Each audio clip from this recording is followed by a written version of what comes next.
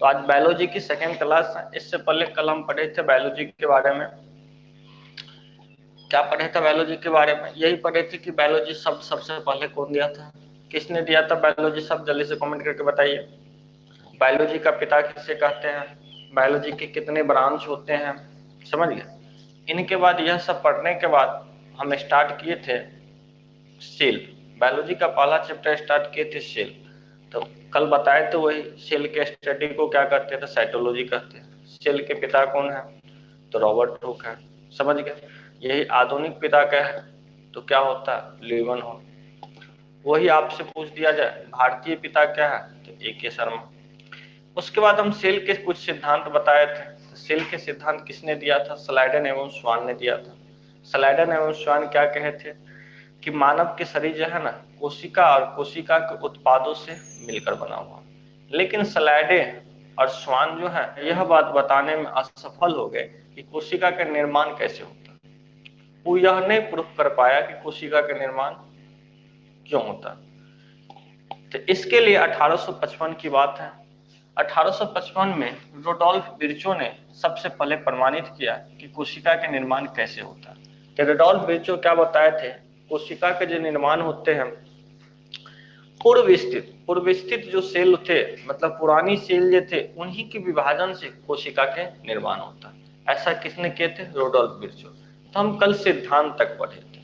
आज हम पढ़ेंगे इनसे आगे कोशिका के कुछ फैक्ट पॉइंट, वो नोट कहिए चाहे कुछ पॉइंट के, चाहे की पॉइंट के स्टेप्स उससे रिलेटेड। तो आज सबसे पहले हम आपको पढ़ाने जा रहे हैं कि आपसे पूछा जाएगा एग्जाम में कि सबसे छोटी कोशिका किसकी होती है। सबसे छोटी कोशिका, सबसे छोटी कोशिका, सबसे छोटी कोशिका, छोटी कोशिका दिख रहा है सभी को, ज्यादा छोटा नहीं ना लग रही है।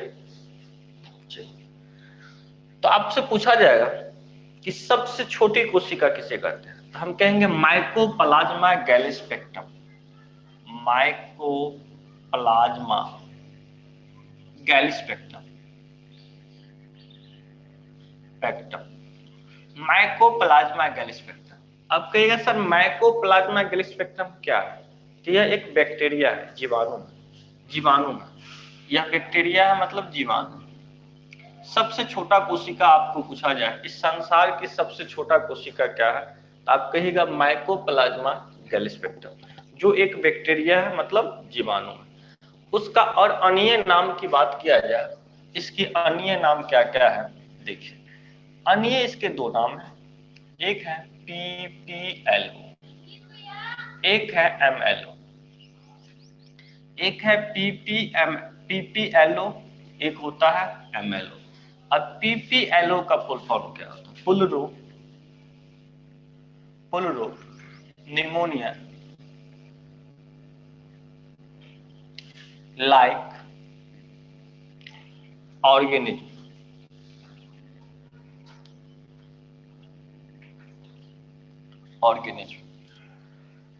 PPLO मतलब पुलरो निमोनिया लाइक ऑर्गेनिज्म।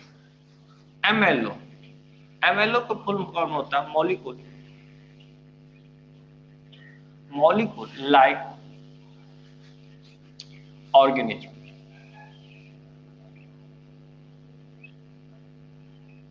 समझ गए। तो माइकोप्लाज्मा गैलिस्पेक्टम एक जीवाणु है जो सबसे छोटी कोशिका है, इस संसार की सबसे छोटी कोशिका है, जिसका अन्य नाम PPLO पुलरो निमोनिया लाइक ऑर्गेनिज्म। अब कहिएगा सर ये निमोनिया पी साइलेंट होता है, निमोनिया पढ़ा जाता है, समझ गए। MLO मॉलिक्यूल लाइक ऑर्गेनिज्म होता है, समझ गए। इसके आकार की बात किया जाए, इसके आकार 0.1 माइक्रोन से 0.5 माइक्रोन, बहुत छोटा होता है। 0.1 माइक्रोन से 0.5 माइक्रोन मतलब बहुत छोटा होता है, समझ गए। इसे जो है जंतु जगत का जोकर कहा जाता है, इसे जंतु जगत का जोकर कहा जाता है, जंतु जगत का जोकर कहा जाता है। जंतु जगत का जोकर, किसे जंतु जगत का जोकर कहा जाता है, तो माइकोप्लाज्मा गैलिस्पेक्टम। इससे पहले जो था ना प्लांट किंगडम में रखा गया था, पहले प्लांट किंगडम में रखा गया था, प्लांट किंगडम। लेकिन अभी जो है ना मोनोरा किंगडम में रखा गया, मोनोरा, मोनोरा किंगडम, समझिए। प्लांट किंगडम मतलब पादप जगत, और मोनोरा किंगडम मोनोरा ही किंगडम होता है, समझ गए। तो सब पहले उसे प्लांट किंगडम में रखा गया था, लेकिन वर्तमान समय में इस बैक्टीरिया को किस श्रेणी में रखा गया, मोनोरा किंगडम में, समझ गए। अभी बैक्टीरिया को मोनोरा किंगडम में रखा गया है, समझ गए। इतनी बात आपको याद रखना है। इसके बाद इनके बारे में जंतु जगत का जोकर इसलिए कहा जाता है कि इसकी आकार एक तो छोटा है, समझ गए, आकार छोटा है, प्लस आकार कभी भी अपने अपेक्षा अनुसार चेंज कर लेता है, समझ गए, चेंज कर लेता है आकार, इसीलिए इसे जंतु जगत का जोकर कहा जाता है। अब आपसे पूछा जाए कि संसार की सबसे बड़ी कोशिका क्या होता है, सबसे बड़ी कोशिका, सबसे बड़ी कोशिका, सबसे बड़ी जंतु कोशिका, जंतु कोशिका किसकी सबसे बड़ी कोशिका होती है? तो सबसे बड़ी अगर जंतु कोशिका आपसे पूछा जाए तो आप कहिएगा शुतुरमुर्ग का अंडा, शुतुरमुर्ग का, जिसे ऑस्ट्रिच एग्स कहते हैं, शुतुरमुर्ग, शुतुरमुर्ग का अंडा।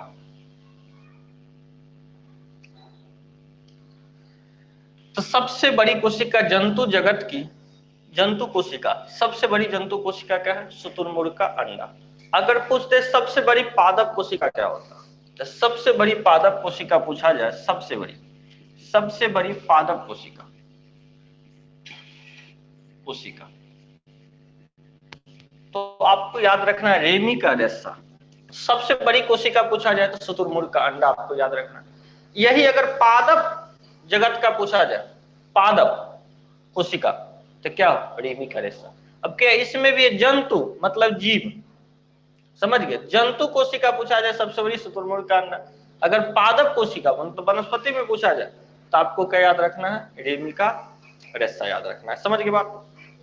अब आपसे पूछा जाएगा मानव की सबसे लंबी कोशिका, मानव, मानव की सबसे लंबी कोशिका, सबसे लंबी कोशिका, सबसे लंबी कोशिका। तो मानव की सबसे लंबी कोशिका पूछा जाएगा ना, तो आपको तंत्रिका तंत्र याद रखिएगा, तंत्रिका तंत्र,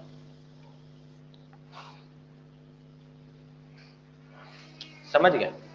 तो मानव शरीर के सबसे लंबी कोशिका पूछा जाए तो तंत्रिका तंत्र पूछे, इसे ही न्यूरॉन सेल कहा जाता है, समझ गए, न्यूरॉन सेल। तो सबसे मानव शरीर की, ये सिर्फ जंतु जगत की, मतलब इसमें सभी जीव आ गए, लेकिन केवल मानव की बात किया जाए सबसे लंबी, तो हम क्या कहेंगे? तंत्रिका तंत्र। अगर मानव शरीर की सबसे छोटी तंत्रिका कहा जाए, सबसे छोटी तंत्र, चलिए इस साइड स्पेस नहीं है, हम इधर लिख देते हैं, सबसे छोटी, सबसे छोटी, मानव की सबसे छोटी कोशिका, मानव की सबसे छोटी कोशिका, सबसे छोटी, छोटी कोशिका, मानव की सबसे छोटी कोशिका आपसे पूछा जाए तो आप कहिएगा आरबीसी, जिसकी आकार 7.5 माइक्रोमीटर होता है, समझ। मानव की सबसे छोटी कोशिका आरबीसी है, जिसकी आकार कितना है? 7.5 माइक्रोमीटर है, समझ गए। अगर आपको पूछा जाए प्रजनन कोशिका, मानव की सबसे बड़ी प्रजनन, मानव की सबसे बड़ी प्रजनन, की सबसे बड़ी प्रजनन, गैमेट सेल जिसे कहते हैं, सबसे बड़ी प्रजनन कोशिका, प्रजनन कोशिका, मानव की सबसे बड़ी प्रजनन कोशिका पूछा जाए, कोशिका, तो क्या कहेंगे? अंडाणु, अंडाणु, गैमेट सेल, मतलब मानव की सबसे बड़ी कोशिका पूछा जाए तो हम क्या कहेंगे? अंडाणु, जिसे गैमेट सेल आप कहते हैं। अगर पूछे, माना लिखिए, मानव होगा, चलिए। अगर ये मानव की सबसे बड़ी प्रजनन कोशिका, अगर पूछे मानव की सबसे छोटी प्रजनन कोशिका, मानव की सबसे छोटी, मानव की सबसे छोटी, सबसे छोटी प्रजनन, मानव की सबसे छोटी प्रजनन कोशिका की बात करें तो शुक्राणु, शुक्राणु, समझ गए। मानव की सबसे छोटी प्रजनन कोशिका की बात करें तो हम क्या कहेंगे? शुक्राणु। अब आपसे पूछा जाएगा, हाँ, शुक्राणु, स्पर्म, अंडाणु, ओवम होता है, समझ गए।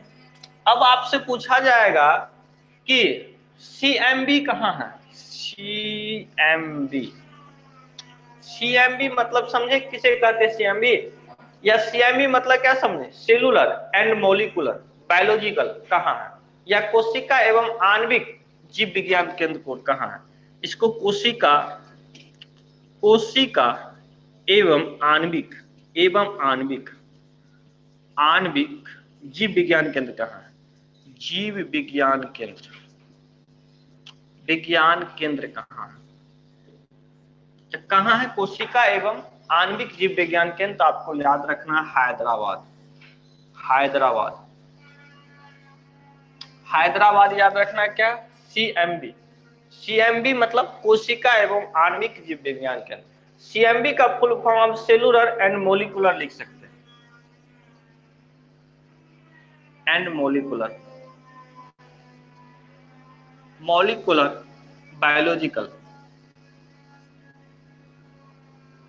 Biological, cellular and molecular biological, या हिंदी में कोशिका एवं आणविक जीव विज्ञान केंद्र कहाँ है, तो हैदराबाद है। समझ गए, तो कल हम पढ़े थे बायोलॉजी के बारे में, समझ गए। इसके पिछली क्लास में कोशिका के क्या थ्योरी पढ़े थे, सिद्धांत किसने दिया था। आज इसके कुछ फैक्ट पॉइंट है कि सबसे बड़ी कोशिका क्या था, सबसे छोटी कोशिका क्या था, इनके बारे में हम जाने। तो देखिए एग्जाम में क्वेश्चन कैसे बनेगा। एग्जाम में अगर आपसे पूछा जाए कि सबसे लंबी कोशिका किसकी है, सीधे पूछे सबसे लंबी कोशिका किसकी है, तो हम डायरेक्ट कहेंगे शुतुरमुर्ग की अंडा। क्या कहेंगे, शुतुरमुर्ग की अंडा। समझ गए। अगर सबसे छोटी कोशिका पूछे, सबसे लंबी कोशिका पूछे तो क्या कहेंगे, शुतुरमुर्ग। सबसे छोटी कोशिका पूछे तो कहेंगे माइकोप्लाज्मा गैलिस्पेक्टम, जो एक बैक्टीरिया है, जीवाणु। माइकोप्लाज्मा गैलिस्पेक्टम क्या है, एक बैक्टीरिया जीवाणु। इसका अन्य नाम है पीपीएलओ, जिसे पुलरो निमोनिया लाइक ऑर्गेनिज्म कहते हैं। समझ गए। दूसरा अन्य नाम है एमएलओ, मोलिक्यूल लाइक ऑर्गेनिज्म कहा जाता है। समझ गए। इसके बाद इसके आकार की बात करें तो 0.1 माइक्रोन से 0.5 माइक्रोन तक होता है। और एक चीज और छूट गया था, ध्यान दीजिएगा, इसमें कोशिका भित्ति नहीं होता, मतलब सेल वॉल नहीं होता। कोशिका भित्ति क्या होता, नहीं होता, मतलब कोशिका भित्ति नहीं होता, कोशिका भित्ति, सेल वॉल नहीं, कोशिका भित्ति नहीं होता, नहीं होता। अब क्या होता है कोशिका भित्ति, आगे पढ़िएगा, नहीं होता है। समझ गए। माइकोप्लाज्मा गैलिस्पेक्टम में कोशिका भित्ति नहीं होता। तो आपसे एग्जाम में क्वेश्चन पूछा जा सकता है कि सबसे छोटी कोशिका भित्ति वाला बैक्टीरिया कौन है, सबसे छोटी कोशिका भित्ति वाला, सबसे छोटी कोशिका भित्ति, कोशिका भित्ति वाला जीवाणु। समझ गए। तो डायलोसिस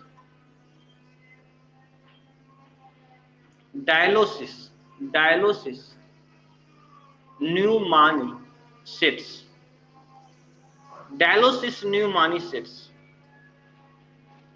डायलोसिस न्यूमानिसेट्स, समझ गए। डायलोसिस न्यूमानिसेट्स सबसे छोटे कोशिका भित्ति वाला बैक्टीरिया पूछा जाता है। लेकिन ये माइकोप्लाज्मा गैलिस्पेक्टम में कोशिका भित्ति नहीं होता, मतलब सेल वॉल क्या होता है, नहीं होता। इसकी आकार कितना होता है, 0.1 माइक्रोन से 0.5 माइक्रोन। इसे जंतु जगत का जोकर किया, क्योंकि अपने अनुसार वो हमेशा आकार को क्या करता है, चेंज करता रहता है, इसीलिए इसे जंतु जगत का जोकर कहा जाता है। समझ गए। इसको पहले प्लांट किंगडम मतलब पादप जगत में रखा गया था, वर्तमान समय में कहाँ है, मोनोरो किंगडम में रखा गया। किसको रखा गया, तो माइकोप्लाज्मा गैलिस्पेक्टम। माइकोप्लाज्मा गैलिस्पेक्टम मतलब जीवाणु। पहले जीवाणु को प्लांट किंगडम में रखा जाता था। 5 प्रकार के किंगडम होते हैं, आगे पढ़िएगा, प्लांट किंगडम, मोनोरा किंगडम, जैसे एनिमल किंगडम, समझ गए, फंगी किंगडम।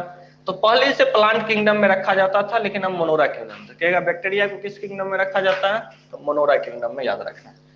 इसके बाद सबसे बड़ी अगर अंडा, सबसे बड़ी अगर कोशिका पूछा जाए तो हम कहेंगे शुतुरमुर्ग का कोशिका। अगर आपसे पूछा जाए पादप जगत की सबसे लंबी कोशिका, तो रेमिका रेसा। इतने इंपॉर्टेंट नहीं है आपके एग्जाम पॉइंट से। अगर पूछा जाए मानव की सबसे लंबी कोशिका, तो कहेंगे तंत्रिका तंत्र। सीधे कहे सबसे लंबी या सबसे बड़ी कोशिका, तो हम कहेंगे शुतुरमुर्ग का अंडा। अगर इसमें लगा दे मानव की सबसे लंबी, तो हम क्या कहेंगे, तंत्रिका तंत्र, न्यूरॉन सेल जिसे कहा जाता है। अगर पूछा जाए मानव की सबसे छोटी कोशिका, आरबीसी, समझिए, आरबीसी सबसे छोटी कोशिका। अगर के मानव की सबसे बड़ी प्रजनन कोशिका, गैमेट सेल, तो प्रजनन कोशिका की बात करें तो हम क्या कहेंगे, अंडाणु। और के मानव की सबसे छोटी प्रजनन, सबसे छोटी गैमेट सेल, तो शुक्राणु, जिसे स्पर्म कहा जाता है, अंडाणु, ओवम कहा जाता है। CMB, cellular, cellular molecular biological, कहाँ है, या इसे आप हिंदी में कोशिका एवं आणविक जीव विज्ञान केंद्र कहाँ है, तो आपको याद रखना है हैदराबाद। समझे, कोई दिक्कत यहाँ तक किसी को नहीं ना। चलिए अब हम आगे बढ़ते हैं।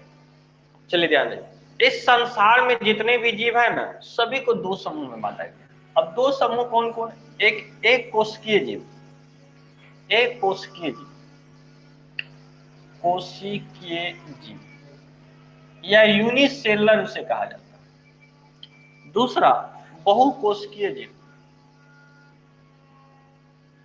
कोशिकीय जीव, मल्टीसेलुलर। एक कोशिकीय जीव यूनिसेलुलर, बहुकोशिकीय जीव मल्टीसेलुलर उसे कहा जाता है। समझ गए। अब एक कोशिकीय जीव क्या होता है, नाम से स्पष्ट हो रहा है, एक कोशिका। वैसी जीव जो एक कोशिका, एक कोशिका या एक ही प्रकार की कोशिका, या एक ही प्रकार की कोशिका, ही प्रकार की कोशिका, एक ही प्रकार की कोशिका से मिलकर बना हो। समझिए, एक कोशिका या एक ही प्रकार के कोशिका से मिलकर बना हो तो वैसे जीव को हम क्या कहते हैं, एक कोशिकीय जीव। समझ गए। एक कोशिका या एक ही प्रकार की कोशिका, इन्हें की एक कोशिका, मतलब ढेर सारे कोशिका से भी बना होगा ना, तो उसमें एक ही प्रकार की कोशिका होगा। जैसे क्या है, जैसे एग्जाम्पल में प्लाज्मोडियम,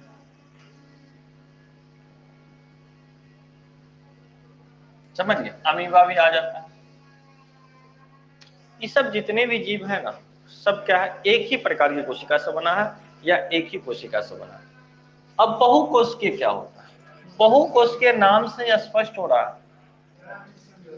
वैसा, हाँ ढेर सारे होता है, हम दो। बहुकोशिकीय क्या होता है, वैसा जीव जो बहुत सारे कोशिका से बना हो और भिन्न भिन्न प्रकार की कोशिका से बना हो। मतलब बहुत सारे कोशिका से, बहुत सारे कोशिका से, सारे कोशिका से, बहुत सारे कोशिका से या भिन्न भिन्न प्रकार की कोशिका से। समझ गए, बहुत सारे कोशिका से या भिन्न भिन्न प्रकार की कोशिका से, भिन्न भिन्न प्रकार के कोशिका से। समझिए, बहुकोशिकीय क्या होता है, बहुत सारे कोशिका से या भिन्न भिन्न प्रकार की कोशिकाओं से मिलकर बने होंगे तो वैसे जीव बहुकोशिकीय। जैसे देखिए मानव, मानव, समझ गए, मानव की बॉडी जो बना हुआ है एक कोशिका से नहीं बना हुआ, ढेर सारे। अब देखिए तंत्रिका न्यूरॉन सेल होता है, समझ गए, तो सभी अलग अलग प्रकार की कोशिकाओं से मिलकर क्या बना है, एक मानव शरीर का क्या हुआ, निर्माण हुआ। तो यही है कि भिन्न भिन्न प्रकार की कोशिका, साथ में बहुत सारे कोशिका से मिलकर, जैसे मानव में देखिए न्यूरॉन सेल होता है, कुफर सेल होता है, समझ गए। तो भिन्न भिन्न प्रकार की कोशिकाओं से मिलकर मानव शरीर का क्या हुआ, रचना हुआ। तो इसी को कहते हैं बहुकोशिकीय जीव। तो हम लोग किस श्रेणी में आते हैं, बहुकोशिकीय जीव। समझ गए।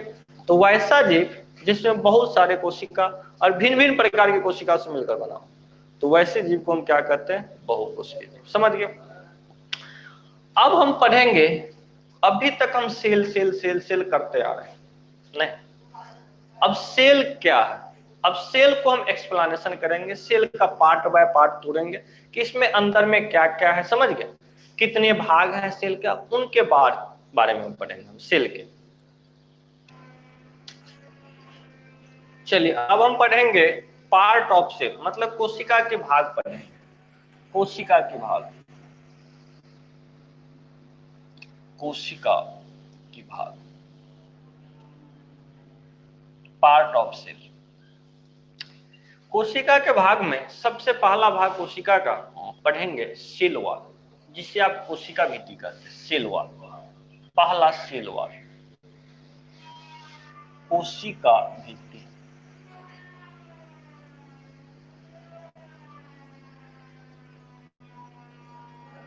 कोशिका भित्ति जिसे आप सेल वॉल कहते हैं, समझ गए। कोशिका भित्ति सेल वॉल। सेल वॉल जो होता है ना, केवल पादप कोशिका में होता है, समझ गए। प्लांट सेल में होता है, एनिमल सेल में नहीं होता। अब एनिमल सेल की जब भी हम चर्चा करें, समझ गए, या जंतु सेल के, तो समझिएगा क्या मानव के बारे में बोला जा रहा है, अपने बारे में, एनिमल सेल के बारे में। और जब प्लांट सेल के बारे में तो वनस्पति कोशिका, समझ गए। तो ऐसा नहीं कि हम एनिमल सेल कहेंगे तो किसी जानवर के बारे में, उनके सेल के अध्ययन आपको पढ़ने से क्या मतलब है, समझ गए। डॉक्टर थोड़ी बनना।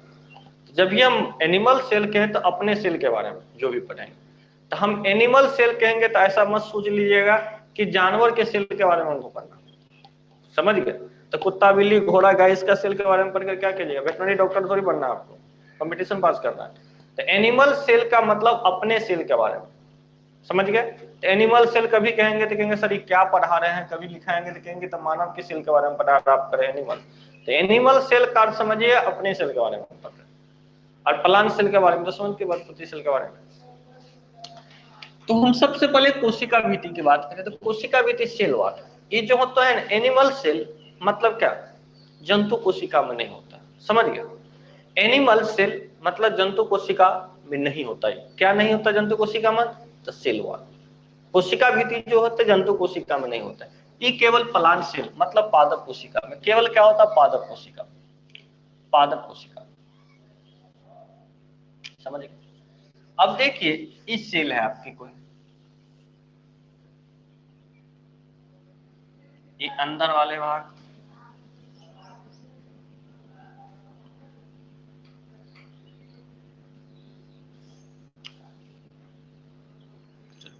ये बाहर वाले भाग जो होते हैं सेल वॉल। सेल वॉल मतलब कोशिका भित्ति, कोशिका भित्ति,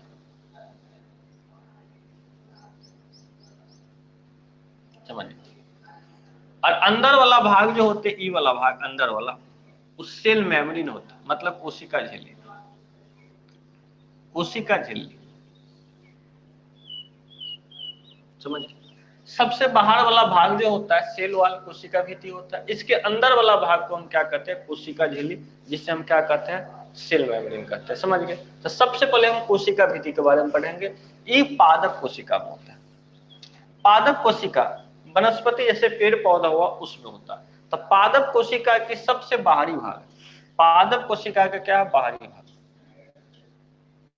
बाहरी भाग है, सबसे बाहरी भाग मतलब इस साइड वाला भाग, इस साइड वाला भाग देख रहे हैं, सबसे साइड वाला भाग होता है, समझिए। और ये डेथ सेल होता है, मतलब मृत कोशिका होता है। ये जो इसका होता है मृत होता है, बाहरी भाग, और यह मृत होता है, क्या होता है, मृत होता है, मृत होता है। और इसमें पानी की मात्रा की बात किया जाए तो पानी जो होता है इसमें 0% होता है, पानी 0%, जिससे कारण बहुत कठोर होता है, बहुत कठोर होता है, बहुत कठोर, समझ गए। सबसे बाहरी भाग होता है पादप कोशिका के, समझ गए। मृत होता है मतलब मरा हुआ, जिसमें पानी क्या होता है, 0% होता है, मतलब बहुत कठोर होता है, समझ गए। और ये बना कौन चीज का होता है, इसका निर्माण सेलुलोज से होता है। ये बना जो होता है इसके निर्माण सेलुलोज से होता है, सेलुलोज, समझिए। इसके निर्माण किससे, सेलुलोज से होता है। ये निर्माण क्या है, सेलुलोज से होता है, ठीक है। किससे बना है, पादप कोशिका के सेल वॉल, तो हम कहेंगे सेलुलोज से। कितना बार एग्जाम में पूछा गया कि पादप कोशिका के सेल वॉल किससे बना है, तो हम क्या कहेंगे, सेलुलोज से बना हुआ है, समझ गए। इसके निर्माण सेलुलोज से हुआ है। किसके निर्माण सेलुलोज से हुआ है, कोशिका भित्ति मतलब सेल वॉल की निर्माण सेलुलोज से हुआ है, समझ गए इतनी बात। अब कहेगा इसकी काम क्या होता है, सेल वॉल की काम क्या होता है, इसका कार्य क्या है। तो इनका कार्य क्या है, ये जो होता है कोशिका को आकार, आकार या आकृति प्रदान करने में सहायता करता है, प्रदान करने में सहायता करता है, में सहायता करता है। समझ गए। इसका काम होता है कि सेल का जो है आकार आकृति प्रदान करने में क्या करता है, सहायता करता है। सेल के आकार एवं आकृति को प्रदान करने में क्या करता है, सहायता करता है। अब सेलुलोज के बारे में जानिए, सेलुलोज क्या होता है, यहां हम बताते हैं। सेलुलोज, सेलुलोज, सेलुलोज क्या होता है, एक पॉलीसैकेराइड होता है, समझ गए, पॉलीसैकेराइड। आगे आप पढ़े होंगे या कभी पढ़िए होंगे कि मोनोसैकेराइड, डाइसैकेराइड, पॉलीसैकेराइड, समझ गए। तो पॉलीसैकेराइड होते हैं, समझ गए। कार्बोहाइड्रेट आप पढ़े होंगे, समझ गए, तो मोनो कार्बोहाइड्रेट पढ़े होंगे, डाई कार्बोहाइड्रेट बने होंगे, पॉलीसैकेराइड बने होंगे, तो इसी का ही पॉलीसैकेराइड है। तो सेलुलोज है पॉलीसैकेराइड का बना होता है, पॉलीसैकेराइड,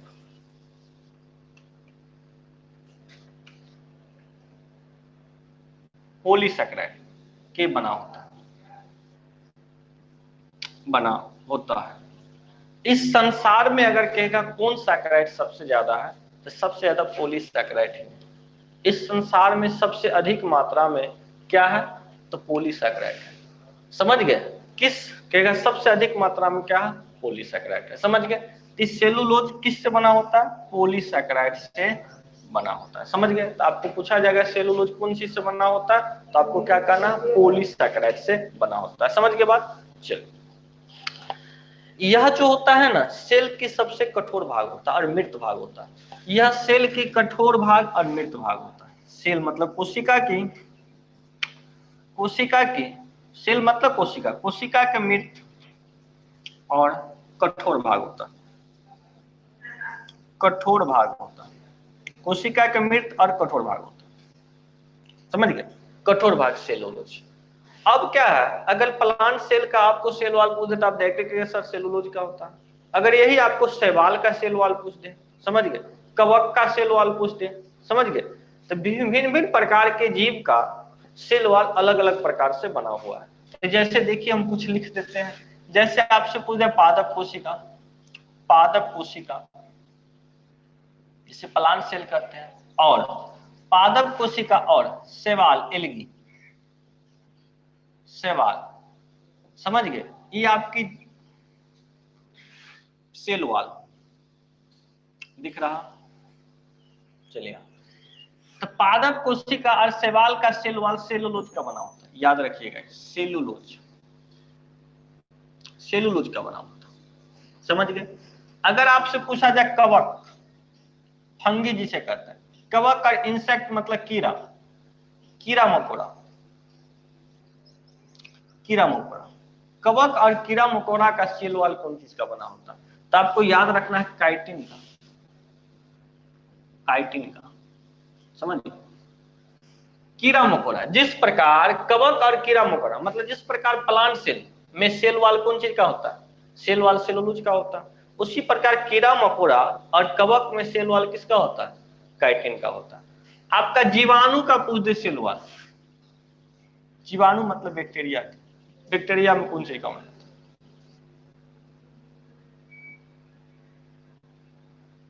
जीवाणु का, जीवाणु को आपको याद रखना है पेप्टिडोग्लिकन, जीवाणु का सेल वॉल किससे बना है, तो आपको याद रखना है पेप्टिडोग्लिकन, ये आपको याद रखना है, बहुत इंपॉर्टेंट है, समझ गए।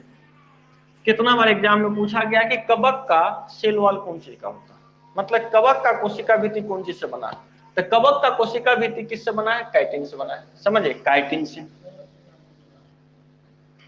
या कीड़ा मकोड़ा, कवक और कीड़ा मकोड़ा का सेल वॉल किससे बना है, तो आप क्या कहिएगा, काइटिन से बना है सर। पादप कोशिका और शैवाल का सेल वॉल किससे बना है, तो सेलुलोज से बना है। जीवाणु का सेल वॉल किससे बना है, तो आपको याद रखना है पेप्टिडोग्लिकन। तो इतने इंपॉर्टेंट नहीं है जीवाणु का, लेकिन ये दोनों बहुत इंपॉर्टेंट है। तो पादप कोशिका प्लांट सेल कह सकते हैं, शैवाल मतलब क्या, एल्गी। दोनों का अगर कहेगा सेल वॉल, दोनों का सेल वॉल कौन चीज का है, तो सेलुलोज का, इंग्लिश हिंदी सेम होता है सेलुलोज। कवक या कीड़ा मकोड़ा, कवक फंगी और कीड़ा मकोड़ा इंसेक्ट, ये दोनों का सेल वॉल किसका होता है, काइटिन, हिंदी इंग्लिश सेम होता है। इसी प्रकार जीवाणु, जीवाणु का पूछा जाएगा सेल वॉल मतलब बैक्टीरिया का, तो पेप्टिडोग्लिकन, हिंदी इंग्लिश दोनों सेम होता है, समझ गए। तो हम कोशिका की सबसे पहला भाग क्या है, कोशिका भित्ति, सेल वॉल, इनके बारे में हम पढ़े। अब नेक्स्ट हम पढ़ेंगे सेल मेम्ब्रेन के बारे में। इसके अंदर वाला भाग क्या होता है? Cell membrane. तो अब इतना ही रहने दीजिए, टाइम हो चुका है। समझ गए बात?